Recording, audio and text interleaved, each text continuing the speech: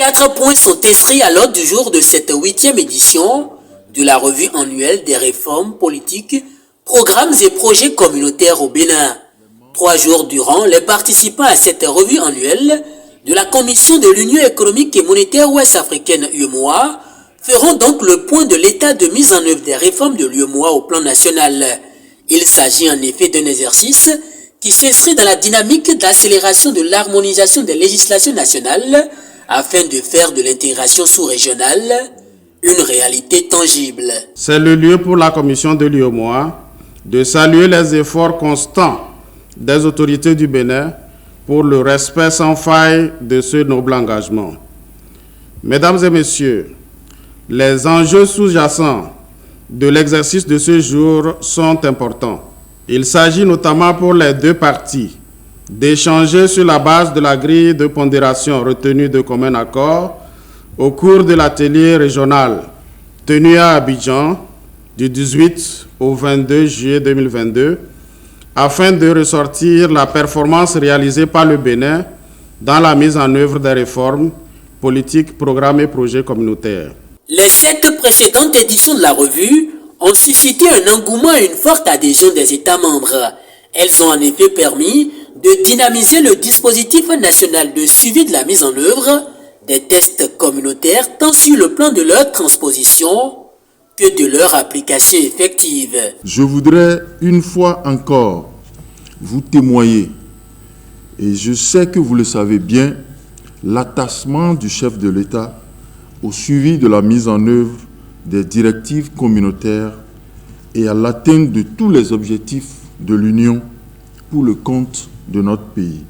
Mesdames et messieurs, l'exercice auquel vous êtes conviés sur les 3 prochains jours nous permettra de faire le point de la mise en œuvre des actes communautaires et d'apprécier le niveau d'avancement des projets et programmes dans vos différents secteurs. Je reste convaincu que les travaux de cette revue se dérouleront dans une ambiance conviviale, empreinte d'assiduité et d'abnégation habituelle, afin de permettre à notre pays de réaliser un score significatif dans l'évaluation des réformes politiques, programmes et projets communautaires. Conscient des enjeux des différentes initiatives communautaires, le Bénin, à travers l'axe stratégique 3 piliers 2 du programme d'action du gouvernement 2021-2026, a mis résolument l'accent sur le renforcement du cadre macroéconomique et l'intégration régionale. Chaque fois qu'on fait cet exercice, le Bénin est toujours meilleur. Cette année, nous allons encore une fois évaluer les performances du Bénin en termes de gouvernance économique et convergence. Et à ce niveau, nous parlons des marchés publics, les finances publiques, la lutte contre le blanchiment de capitaux et le financement du terrorisme. Nous allons aussi étudier les marchés communs qui concernent tout ce qui est fiscalité intérieure, l'union douanière, la libre circulation et enfin les sectoriels. À ce niveau, tout ce qui est environnement, énergie, eau, santé, tout cela est évalué.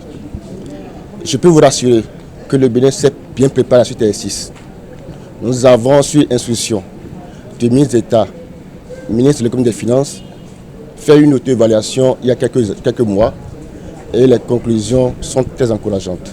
Nous avons au niveau du Bénin 6 programmes et projets dans le domaine de l'agriculture, l'élevage, pêche et environnement, mais aussi 3 projets au niveau de l'énergie que nous appuyons, qui sont actifs et nous voulons mesurer le niveau d'exécution de ces programmes et projets qui sont en tout cas en gros d'environ 30 milliards de francs CFA, les deux, c'est-à-dire aussi bien dans le domaine agricole que de l'énergie.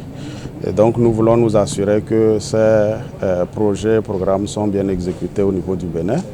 Et nous savons que de par le passé, le Bénin s'est illustré à travers de très bonnes performances. Et l'exercice préparatoire que nous avons déjà fait à travers l'auto-évaluation, un atelier d'auto-évaluation, ainsi que la revue de portefeuille de programmes et projets nous permettent d'être optimistes quant aux bonnes performances du Bénin.